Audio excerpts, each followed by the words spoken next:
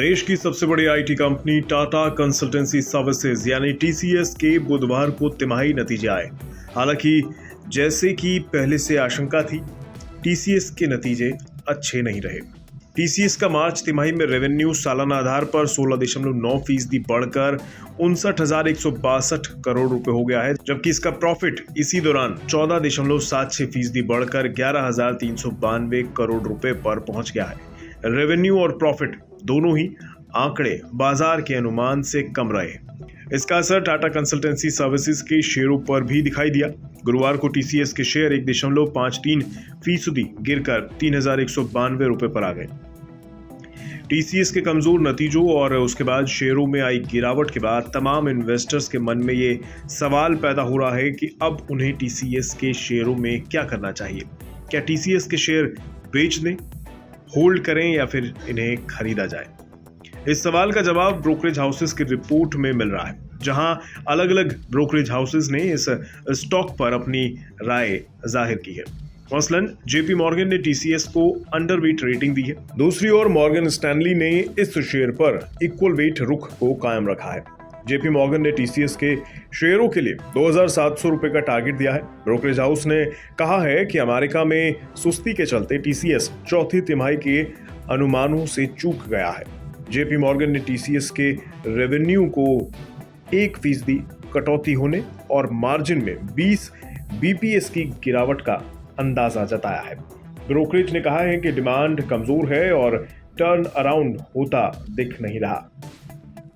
दूसरी ओर Morgan Stanley ने इसके लिए 3,350 रुपए का टारगेट प्राइस दिया है। मॉर्गन स्टैनली ने कहा है कि टीसीएस की ऑर्डर बुक $10 अरब की है। साथ ही कंपनी का बुक टू बिल रेशियो सुधरकर 1.39 गुने पर आ गया है, जो कि पहले 1.1 गुने पर था। हालांकि बीएफएसआई और अमेरिका में ग्रोथ सालाना आधार पर घटकर 9.1% और 9.6% रह गई है। साथ ही नेट हैंड काउंट भी तिमाही आधार पर सुस्त रही है। नोमुरा ने टीसीएस को रिड्यूस रेटिंग दी है और इसके लिए 2,830 रुपए का टारगेट प्राइस दिया है। ब्रोकरेज हाउस ने कहा है कि इसकी नियर टर्म विजिबिलिटी कमजोर है। दूसरी तरफ मोतीलाल ओसवाल ने टीसीएस के शेयरों को बाय रेटिंग दी है और इसके लिए 3,860 रुपए का टारगेट दिया है। कोटक इंस्टीट्यूशनल इक्विटीज ने टीसीएस के शेयर को ऐड करने की सलाह दी है और इसके लिए 3,320 रुपए का टारगेट प्राइस दिया है। कोटक ने कहा है कि टीसीएस अपने फुल सर्विस मॉडल के चलते मार्केट की चुनौतियों से निपटने में सक्षम है। जेफरीज ने टीसीएस को होल्ड करने की राय दी है। हालांकि उसने इसके शेयरों के लिए टारगेट प्राइस को पहले से 3,500 रुपए से घटाकर 3,375 रुपए कर दिया है। जेफरीज ने फाइनेंशियल ईयर 2024-25 के अनुमान को 2 से 3% घटा दिया है और उम्मीद जताई है कि फाइनेंशियल ईयर 2023 से 25 के दौरान टीसीएस 10% EPS CAGR डिलीवर करेगी। वहीं यस सिक्योरिटीज ने भी टीसीएस को एड रेटिंग दी है और इसके लिए 3,676 रुपए का टारगेट प्राइस दिया है। टीसीएस के शेयरों के मौजूदा भाव के हिसाब से ये करीब 13% रिटर्न बैठता है। ब्रोकरेज हाउस ने कहा है कि टीसीएस के नतीजे उम्मीद से कमतर रहे हैं। हालांकि लंबे वक्त की डिमांड मजबूत बनी हुई है।